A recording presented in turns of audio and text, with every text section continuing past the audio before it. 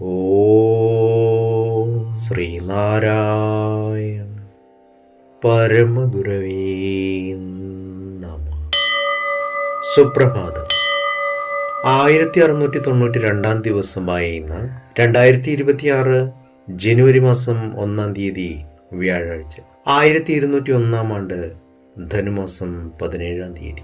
ഏവർക്കും നന്മ നിറഞ്ഞൊരു പുതുവത്സരമായിരിക്കട്ടെ എന്ന് ആശംസിച്ചുകൊണ്ട് ഗുരുവചനങ്ങളിലേക്ക്.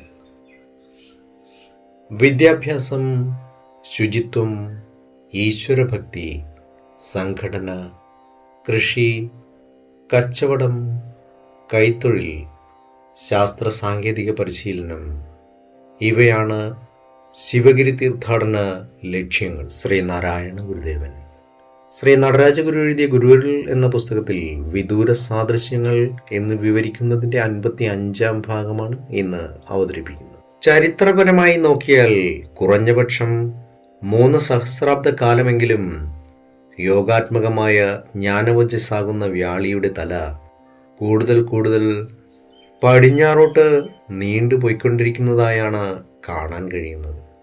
ആദ്യമൊക്കെ ഈ വ്യാളിയുടെ നട്ടെല്ലായിരുന്നത് മഹാസമുദ്രങ്ങളും വൻ നദികളുമായിരുന്നു.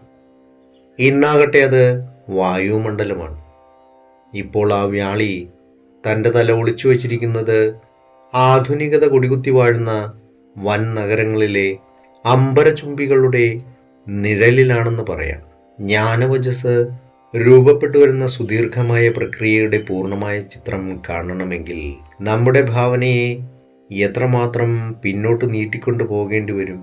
ഇക്കാര്യത്തിൽ ഭാഷാശാസ്ത്രപരമായ തെളിവുകളെ വലിയൊരളവ് വരെ നമുക്ക് ആശ്രയിക്കേണ്ടിയിരിക്കുന്നു. അത്തരം പല രഹസ്യങ്ങളും ഭാരതത്തിൻ്റെതായിട്ട് ഉണ്ടായിരുന്നു എന്നത് പ്രൊഫസർ മാക്സ് മുള്ളറും അദ്ദേഹത്തിൻ്റെ കാലശേഷം മറ്റു പല പ്രഗത്ഭമതികളും പാശ്ചാത്യ ലോകത്തിന് വെളിപ്പെടുത്തി കൊടുത്ത് കഴിഞ്ഞിരിക്കുകയാണ്. ഏവർക്കും നന്മ നിറഞ്ഞൊരു സുദിനമായിരിക്കട്ടെ എന്ന് ആശംസിച്ചുകൊണ്ട് നിർത്തുന്നു. നന്ദി, നമസ്കാരം. ഗുരുധർമ്മം ജയിക്കട്ടെ. ശബ്ദം നൽകിയത് സുജീഷ് മഹേശ്വരി.